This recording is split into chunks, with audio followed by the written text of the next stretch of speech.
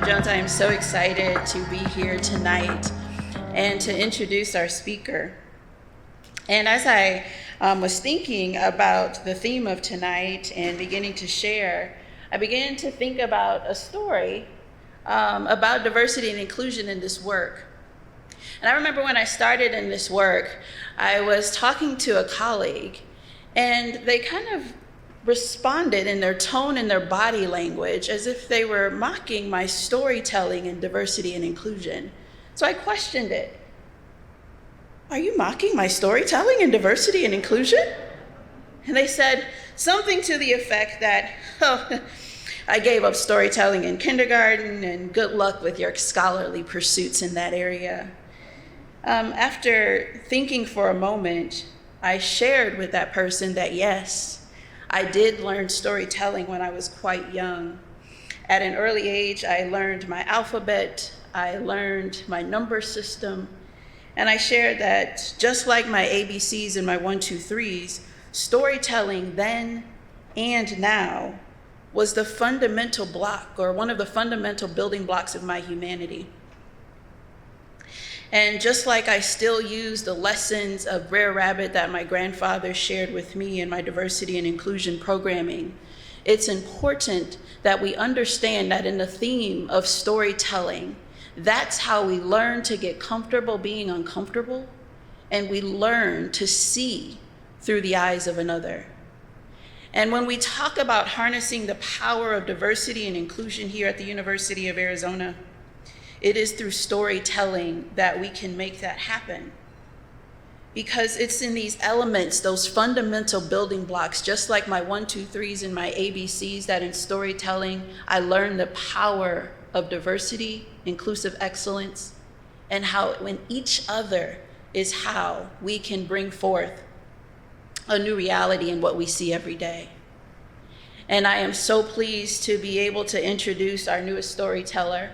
And I was able to see her at Northern Arizona University, and then also last year watching several actually online virtual presentations. So I'm very pleased to introduce to you today Renee Tajima-Peña for her talk on her PBS documentary series, Asian Americans. Renee is an Academy Award nominated filmmaker whose work focuses on immigrant communities, race, gender, and social justice. She has become a chronicler of the American scene with her documentary films, Who Killed Vincent Chin, the acclaimed investigation into the beating death of a Chinese American in Detroit, and also My America, or Hunk If You Love Buddha, a feature-length road documentary in search of Asian America, where she encounters rappers, debutantes, laborers, and freedom fighters. Renee's work has screened at worldwide film festivals and venues such as Cannes, Hawaii, Hong Kong, London, New Directors, New Films, Sundance, and the Whitney Biennial. She is a 2011 Guggenheim Fellow and has been awarded a USA Broad Fellowship and the Alpert Award of the Arts. She is a recipient of 24 other film awards and honors, including a Golden Gate Award for Best Television Documentary at the San Francisco International Film Festival for Calverde Highway. She is currently a professor of Asian American Studies at UCLA, where she is the director of the Center for Ethno-Communications and holds an endowed chair in Japanese American Studies. She was founding faculty and graduate director of the graduate program in social documentation at UC Santa Cruz. As a reminder for those that are watching live, if you have questions you would like to ask Renee, please find the link on the Humanities Festival page. For those of you attending in person, please use the QR codes which you can see posted around the room in the seating area to submit questions. In deference to COVID safety, we will not be passing a microphone during the Q&A. Now please join me in a warm Wildcat welcome for Renee Tajima-Peña.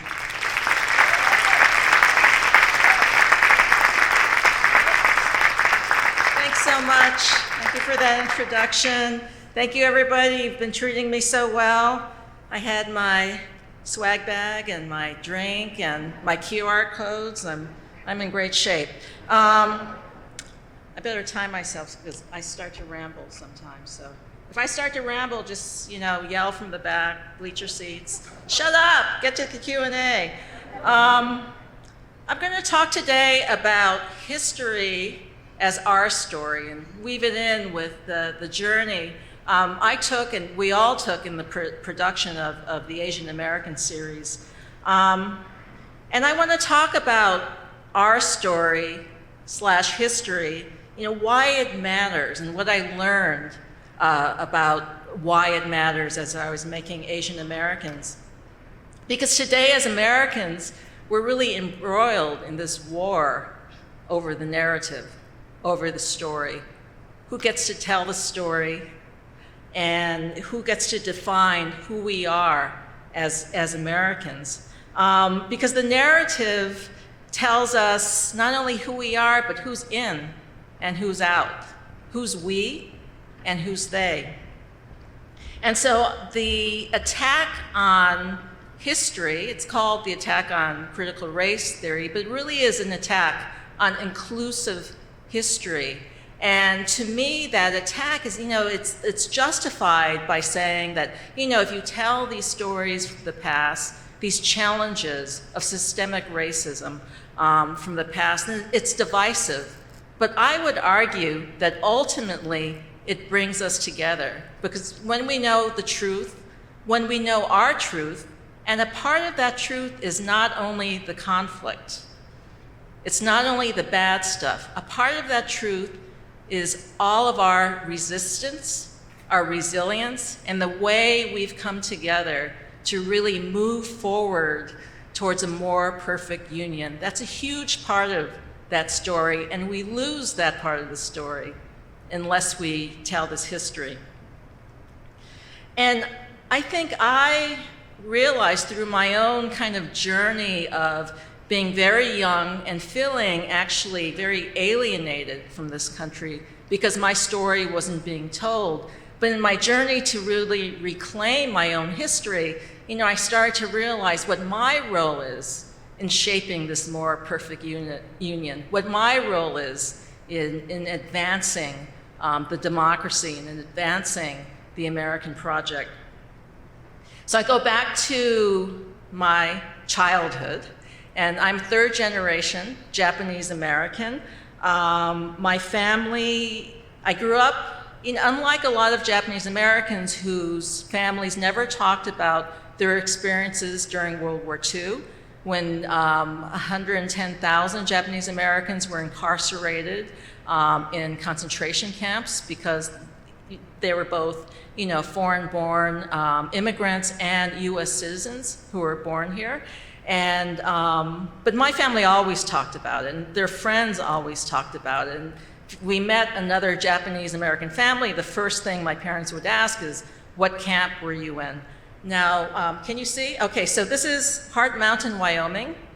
This is my mother on the far right with her parents and several of her brothers. And she grew up in Los Angeles. They were first put in the Santa Anita racetrack in the horse stalls to be detained there for I think about 6 months, and then they were shipped out to Heart Mountain, Wyoming. This is my father's parents, my grandfather, who always wore I wonder if he ever put on like jeans or a bathing suit or something. I mean, he was always in a three-piece suit. He was a pastor, a Presbyterian pastor, and this is Gila River, the camp at Gila River, which I think is just north of here. That's where my father's parents were incarcerated, and this is my uncle Tennille, who was in the U.S. Army.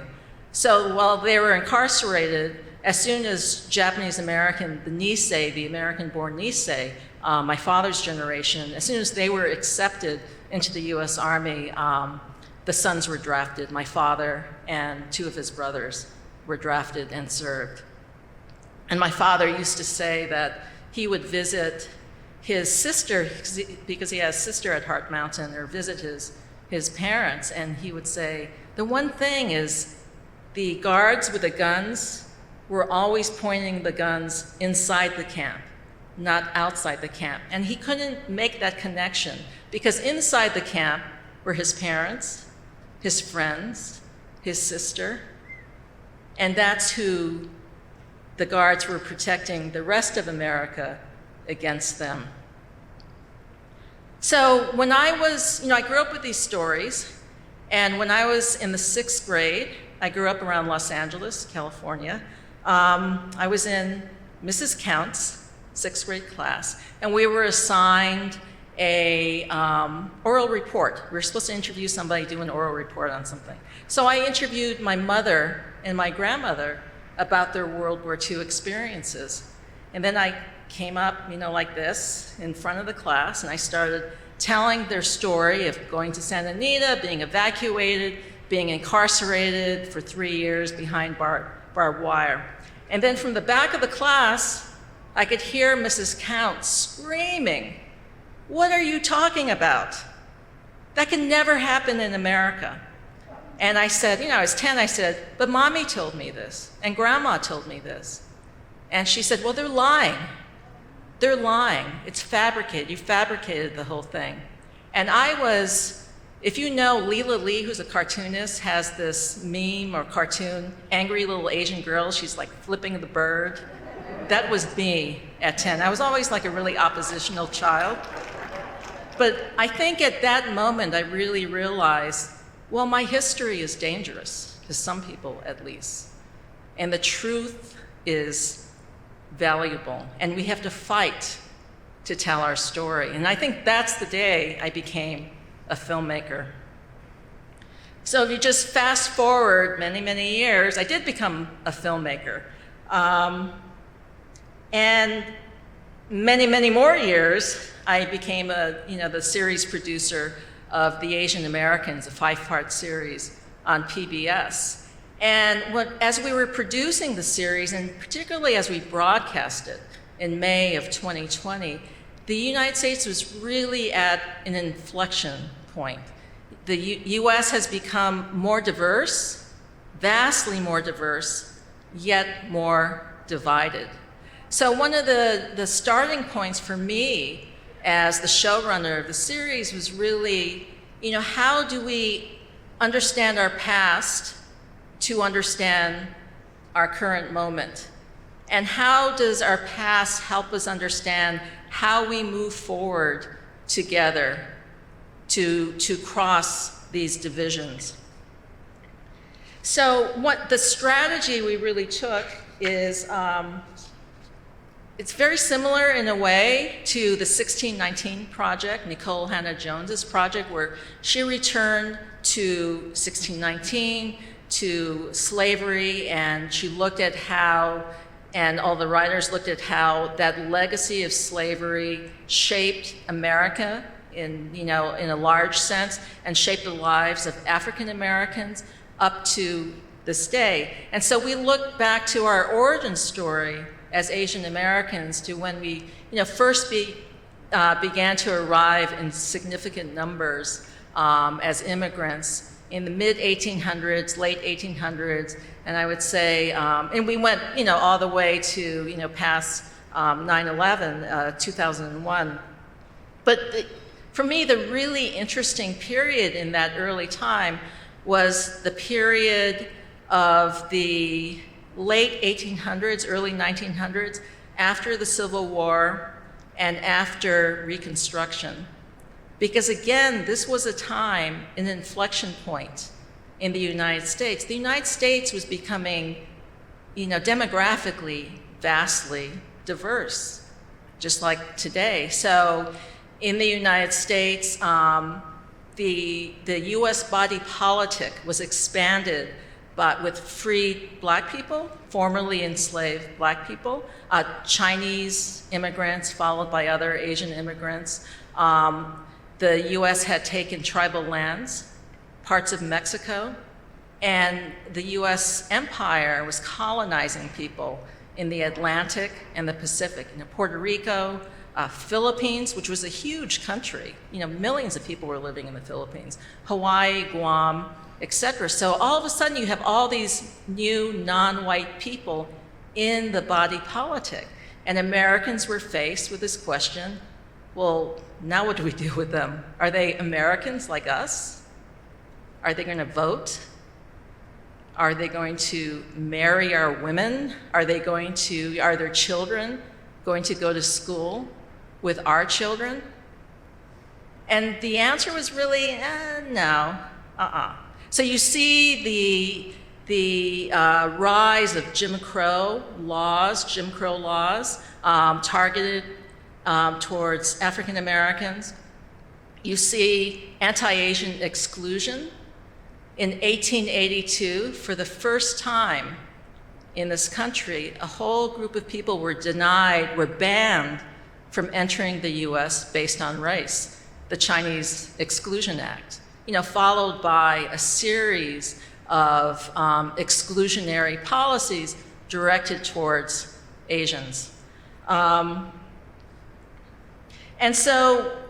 this is something that we really realized as a group of filmmakers, mostly Asian American filmmakers, as we were making the series. So much of these stories of this context and these times were, spoke to our own family stories. And for me, it really spoke to my family story because my grandparents first arrived here during Exclusion from the early 1900s.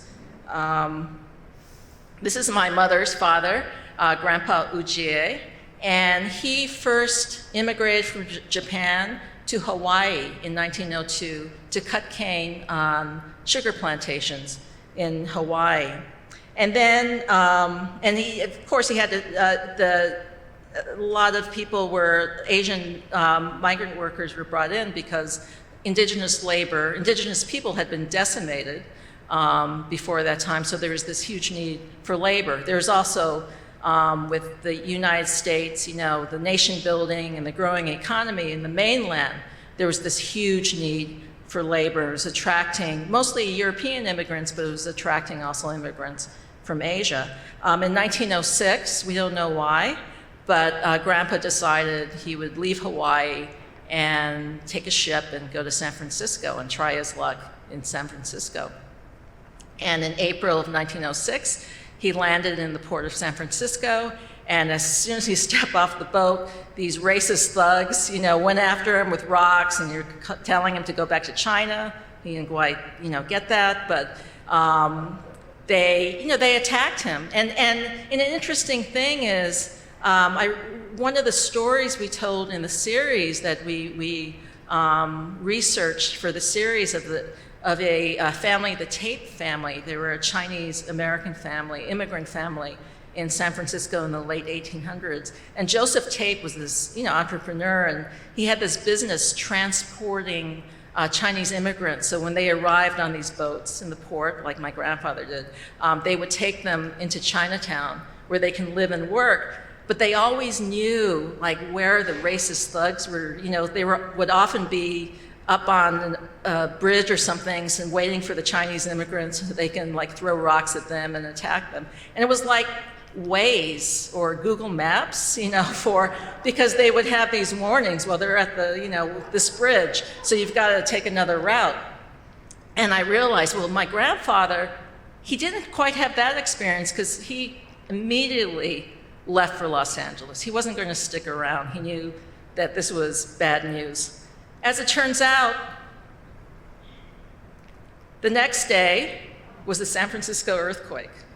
So thank God those racist thugs. That's why I'm here today. But so Grandpa eventually married a picture bride, my grandmother, and oops, now I screwed it up. Somebody can help me. I just screwed it up. Oh, there we go. This is Grandma with a few of the kids and Grandpa. And picture brides are, there was the system where the men who had immigrated to the United States would it was kind of like Tinder for the 1920s for Japanese. The men would send a picture, and like Tinder, it often was like some younger, more handsome guy, it wasn't them. And then the families would arrange a marriage. But my mother, look at Grandpa, he's a nice looking dude. So Grandma got the guy in the picture, so she was very happy. But they started having kids and had a family, and they raised in Los Angeles. And so they again lived under this ecosystem of systemic racism. Systemic racism is a real ecosystem. It's like their laws, immigration laws, Jim Crow laws were part of the ecosystem. Racial violence was a tool in that ecosystem. Cultural attitudes, what you saw on the screen, the new technology of movies and cartoons, et cetera, that was a part of the ecosystem. And for Asian Americans, we were immediately perceived or caricatured as the other, as the perpetual foreigner. So I want to show you a clip from Asian Americans, the story of Connie Young Yu's family.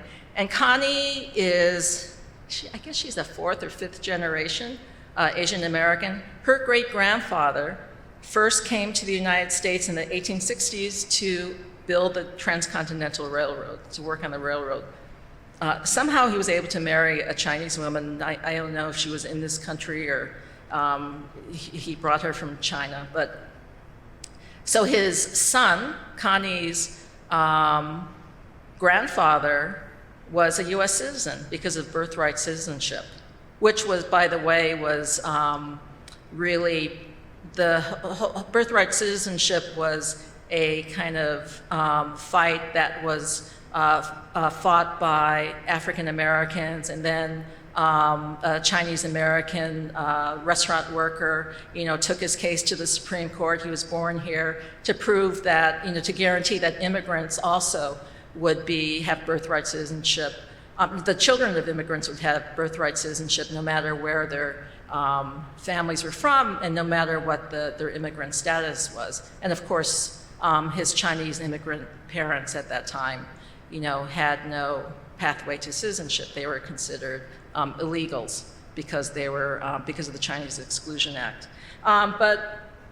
So Connie's grandfather, he's born here as a U.S. citizen. He became like a successful businessman in San Francisco's Chinatown. He had a family. He married a woman who was from China, and life was great. So I'm supposed to show this clip. Okay.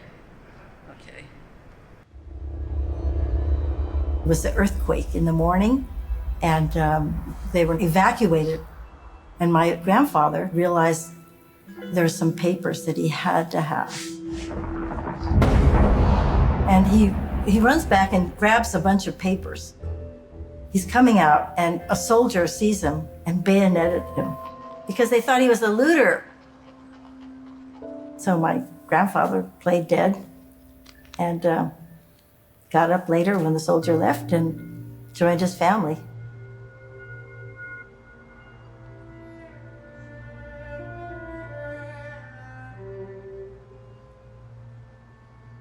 What my grandfather thought was so important that he risked his life for was his birth certificate and several letters of recommendation from white people that he was a legitimate American citizen. And that's what you needed at that time. That was worth your life.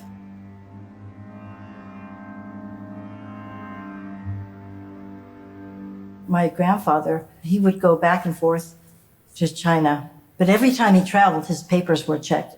He wanted his family with him, so he brought his family on one of the trips and had them staying in Shanghai. In September 1922, he was coming back and he died on board ship. My grandmother realized she had to go back to the United States, and these were American-born children, my mother and her 3 sisters. My mother said it was so exciting when they reached the Golden Gate. They could see the city and they were jumping up with joy. And then she said, and then to be stopped. Angel Island Immigration Station, which opened in 1910, is the chief point of entry for immigrants from across Asia. They had inspection at the dock. The children were released. because they were American citizens. But my grandmother's papers, they officially said, this is Wang Shi, wife of Li Yuxui. The inspector said, you're a widow. Your husband is not with you. A widow has no status. And she was detained. She was taken to Angel Island and questioned. Angel Island has been called the Ellis Island of the West. Nothing could be farther from the truth. Ellis Island, with the Statue of Liberty, represents immigrants being welcome. Angel Island meant exclusion. It meant interrogation. It was a place to be feared.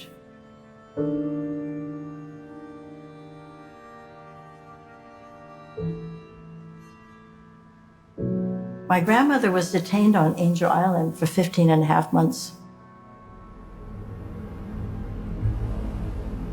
In 1977, Connie took her mother back to Angel Island for the first time in 50 years.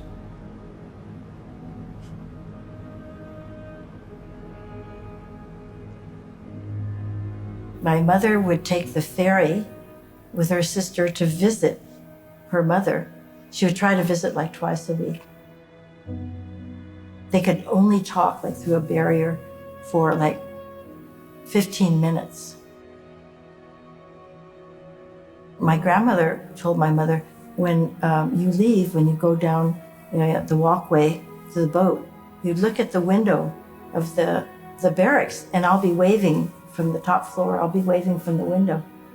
And so my mother would go down, and she'd see my grandmother's hand waving to her.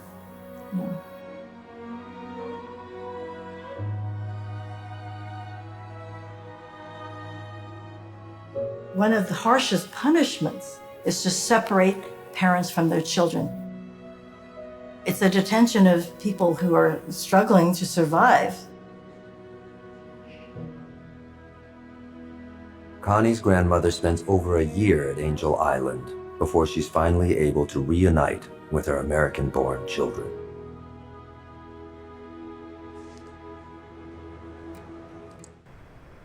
Of course, and that's why you see even more recently, Asian Americans have been very active in, during the Muslim ban of 2017, protecting people's rights as immigrants. Asian Americans have been making pilgrimages to the southern border because of our own history and our own legacy of family separation and detention.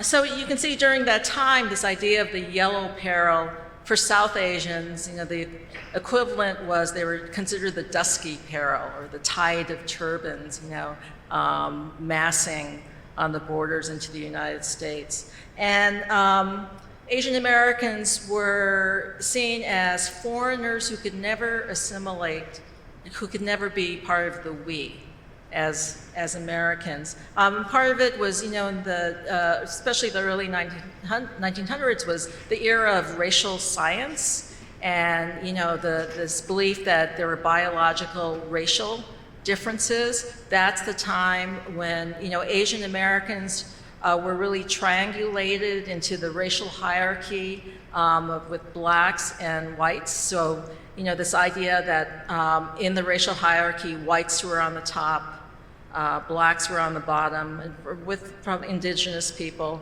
and then Asians occupied a space in between, and also Latinos, you could probably argue, would, depending on color, would occupy that same space.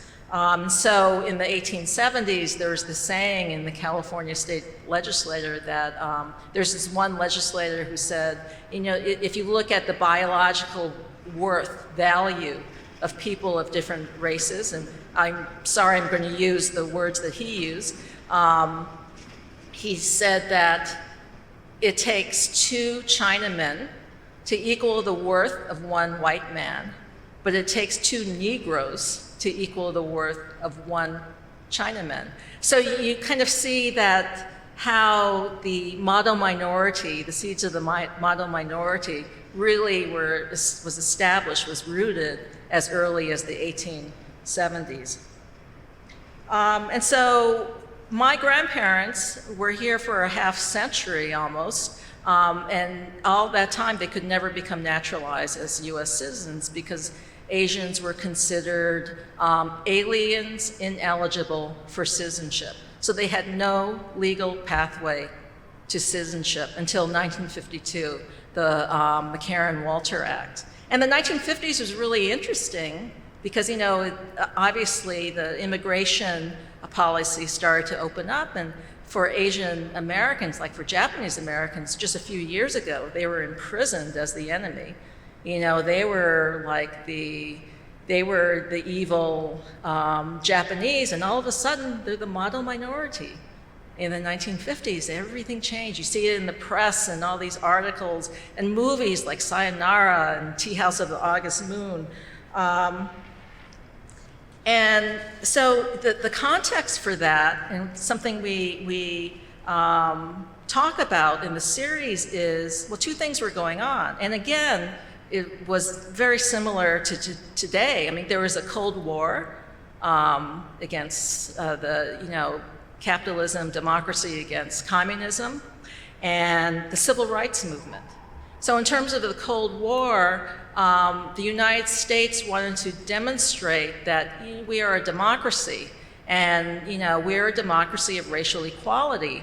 And how can we make that claim when people of color in this country, are enduring Jim Crow and exclusion. I mean, the Chinese Exclusion Act ended in the 1940s, but still there were exclusionary laws, and still people were treated as second-class citizens. So Asian Americans were really upheld to Asia, which was seen as a very important front for the fight against communism. Asian Americans were upheld as being this, proof that in America we do practice racial equality. You just work hard, and you'll be accepted. You'll be able to assimilate.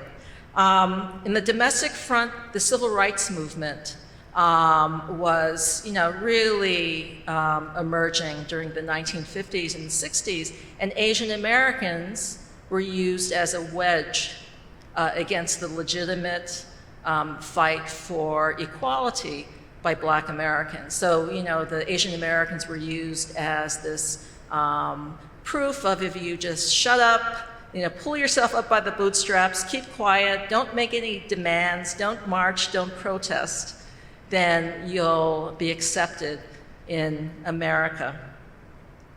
So both of these narratives of the perpetual foreigner and the model minority, they still exist to this day. I mean, they're all over the culture to this day. But then, if you, again, kind of rewind to the 1960s, it's a time when big changes happen. Big changes were about to happen. And so up to that time, Asian Americans were really kind of a stagnant population because of exclusion.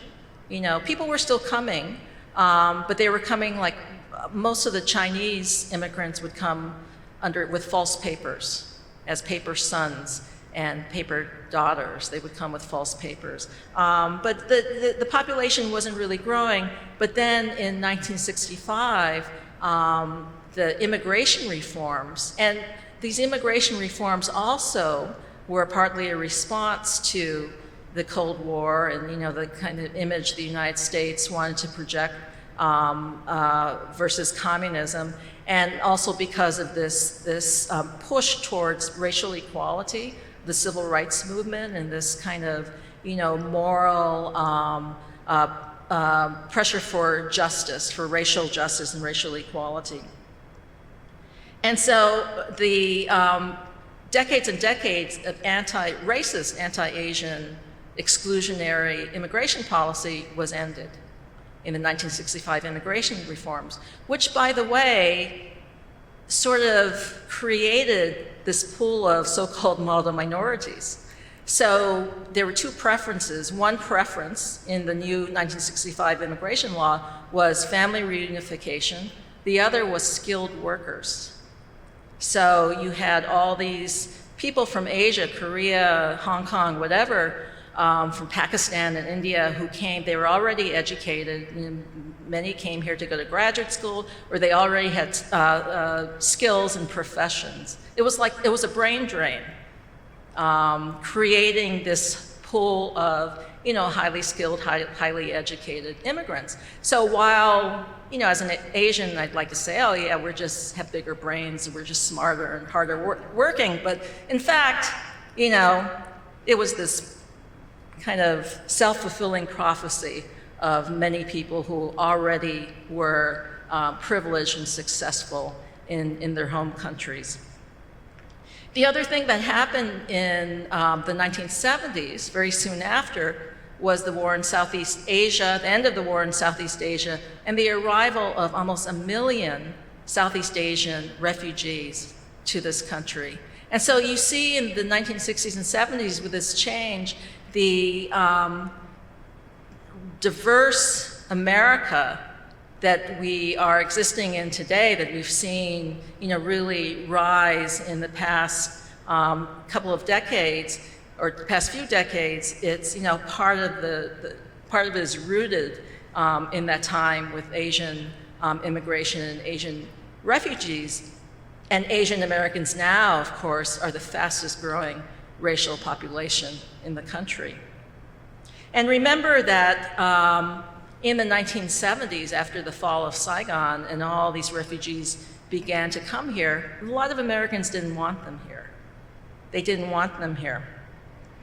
And so, but it created this whole new, not only population, but these new generations of Southeast Asians who either came here when they were very young or were born here, and who themselves have been reshaping the American narrative. So the next clip I'd like to show you from the series is a very short visit with Viet Thanh Nguyen, who is a Pulitzer Prize-winning novelist and writer. He won the Pulitzer for The Sympathizer. He's a really amazing thinker and writer. I really don't remember much about Vietnam. My memory really begins coming here to the United States as a refugee arriving in Pennsylvania. My parents found an opportunity. They opened a Vietnamese grocery store in downtown San Jose on East Santa Clara Street, which is the heart of the city. My impression of San Jose is inseparable from the experiences of being a refugee. These refugees were suffering. They were trying to build a life for themselves here, and yet they were still traumatized by the war, or they were trying to forget the war. I remember when I was around 10 or 11 years old, walking down the street from my parents' store and seeing a sign in another store window that said, "Another American driven out of business by the Vietnamese." And I knew that this was directed at people like my parents. My parents worked 12 to 14-hour days in this store almost every day of the year. My parents were shot in that store on Christmas Eve.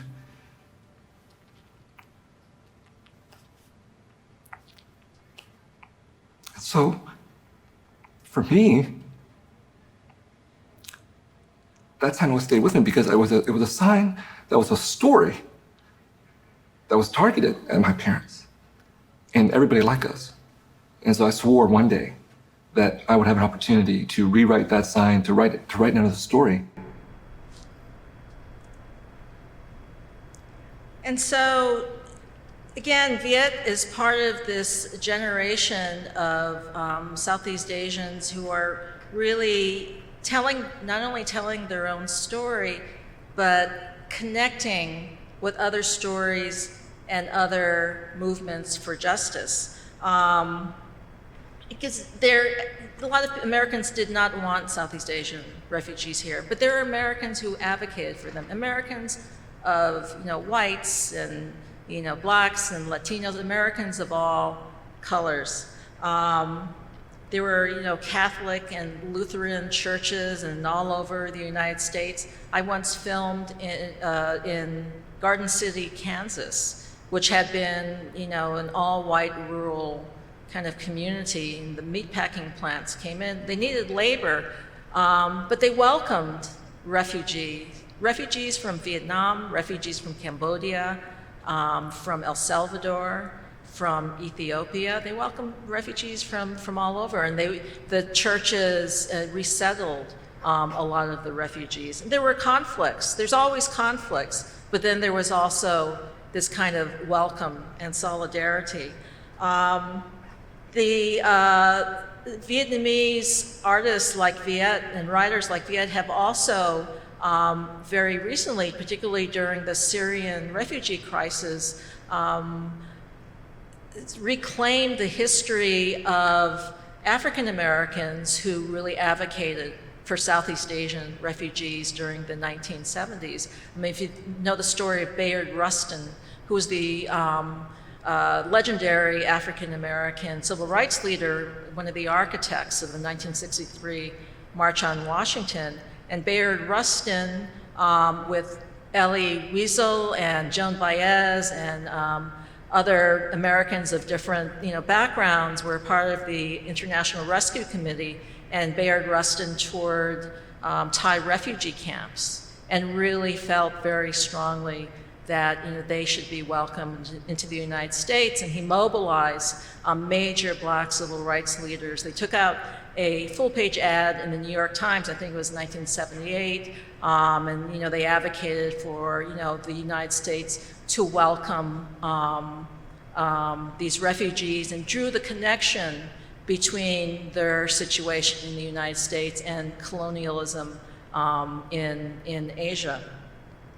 And going back even further to that era, I was talking about after the Civil War, around Reconstruction, post-Reconstruction, in 1969, actually one of the most powerful voices advocating for Chinese and Japanese immigrants was Frederick Douglass, the abolitionist leader. And Frederick Douglass in 1869 made this, really a powerful speech in urging the United States to welcome these immigrants. And this was in the midst of this Chinese must go, it's anti-Asian immigrant sentiment in this country. And he said, "The right of migration, the right which belongs to no particular race, but belongs alike to all and to all alike." And that was Frederick Douglass. And so this history is not only a history, again, of conflict and systemic, well, it is a history of systemic racism, but it is also the history of activism in solidarity and activism in resistance to that systemic racism. I know that there's this real stereotype of Asian Americans as being, the quiet minority, but if you look at the history, which is often not told, it tells another story. Again, around the time Frederick Douglass made that speech in 1867, that year, the biggest labor action in the United States was the strike by thousands of Chinese railroad workers for better conditions and for equal pay with the white workers. So Asian Americans have always fought back in the courts, at the ballot box, in the streets, on campuses, and in the culture. And that's what you see throughout this history. And that fight is a part of, pushing and forming this more perfect union. The fact that, I was able to do the series, or here in the university, you have a new minor in Asian American Studies. Well, that is rooted in long fights. Congratulations. I hope you didn't have to take over a administration building to do it. But the strikes for ethnic studies, multiracial strikes for ethnic studies at places like San Francisco State, where I think the strike lasted almost a year. They were bloody conflicts and really hard-won fights, and that's what got us ethnic studies, which is now hopefully will continue to flourish. Let me check my time here. So I just wanted to wrap up by just saying, Again, as I started, the past really helps us understand the current moment. In two examples, recent examples, one is the Atlanta murders. Now, the Atlanta murders, March 16th, 2021, actually a year to the day after President Trump's first tweet, Chinese virus, a year to the day, Aaron Long gunned down, he targeted 3 Asian businesses in the Atlanta area, gunned down 8 people, including 6 Asian women. And so when that happened, Asian Americans were really shattered, of course, as other Americans were. But in our gut, we knew it wasn't a coincidence. I mean, 3 Asian businesses, 6 Asian women. But the next morning after the shooting, the spokesman for the Cherokee County Sheriff had his press briefing, and he said, well, I talked to Aaron Long, the shooter, and he said it's nothing to do with race. And he had a very bad day, and he has a sex addiction. All of that might be true, but Asian Americans called bullshit. I mean, you've really got to look at race. And one thing that people looked at is these fault lines that go back to our origin story, go back to our history. In 1875, even before the Chinese Exclusion Act, the Page Act, which was directed at Chinese women, was enacted. And the Page Act basically banned Chinese women from entering the country because they were seen as being prostitutes, as being carriers of disease, carriers of disease, sounds familiar. Even the American Medical Association at that time issued this warning that there were these diseases that the Chinese were immune from, but these women would infect white men and the white men would die. That was an AMA alert. So you can see this perception of Asian women as hypersexual, as the bearers of disease, as the other, as expendable, how that has become a part of the DNA of American culture. I mean, particularly because in the 1900s, 4 US wars were all fought in Asia: the Philippines, the Pacific War, Korea, and Southeast Asia. And so that kind of encounter between the American military and Asian women in those places were really, really embedded this idea of Asian women as being like these sexual objects. And hate crimes, often in a hate crime, who killed who wielded the gun or the knife or whatever, or the baseball bat in the case of Vincent Chin. But it's really looking inside the head of the perpetrator, like what were they thinking? How were they being influenced by, personal lived experience or cultural images, et cetera. So people argued, well, you have got to look at, race in this killing. And the second was after the George Floyd killing, when all Americans, not all Americans, but so many, millions of Americans of all backgrounds rose up in, advocating for racial justice and advocating against police violence, particularly directed towards African Americans. And in that year, in that movement, many of these threads, I think, came together also for Asian Americans. Asian Americans, many were very involved and have been involved since, even before Ferguson. There are Asian American allied organizations that were fighting against, forms of police violence all over the United States. So I just wanted to close with another clip. This is not from the Asian American series. I call this, it's the May 19th project, which the writer Jeff Chang and I produced with a whole group of independent filmmakers. And I sort of call it the son of the Asian American series. It was a series of 14 short videos about this whole legacy of solidarity.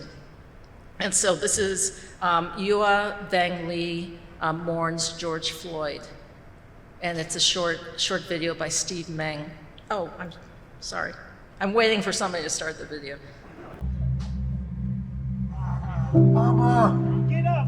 阿头姑婆就说不要了，因为那女孩我知道帮了不难那样，头那个上做个都没有嘢，这可能一个女我给没啥头。 On July 22nd, 2006, Officer Jason Anderson shoots and kills 19-year-old Fong Lee, saying Fong had a gun. Fong Lee was shot 3 times in the back and 5 times while he was on the ground. He was a child of refugees. He was also a student, and they were trying to label him as a gang member to discredit him. Anybody look at the video knew that there was no gun there. They got away with murder, and they do it all the time in our community. From the beginning, activists in the Black community really supported the family. The injustice that's been going on a long time, but if we all come together, Asian, white, Black, Latino, and we say we're not going to take it no more, we can stop. Cậu cũng một doanh nghiệp, một cái doanh nghiệp cũng như ba hả? Là ý nghĩa lời ba của chị thầu cũng nói là như ba em đợi là giờ cái cũ bao giờ chị cũng một ba thế. 你都拖幾個嘢，你都拖咗其他幾個攞個資料，攞來冇啲什麼。 Miss Yua being in solidarity with the family of George Floyd, that was powerful. So many Hmong go back and forth with like elders all the time of like, don't go protest, this isn't our issue, this is a black and white issue. And it's like validating to like hear her out there.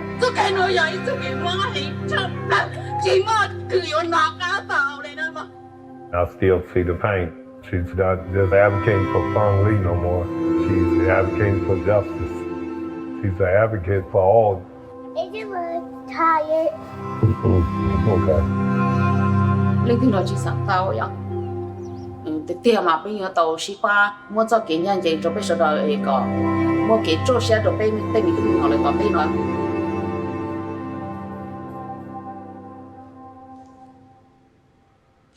So I didn't want to end with 2 very tragic and infuriating murders, but you can even see in those events and the aftermath just the beauty and the power of people telling their own story, shaping their own story, and that story becoming our story, and that our story becoming a vehicle for change, for real change. And that's really what I wanted to end with. So thank you very much.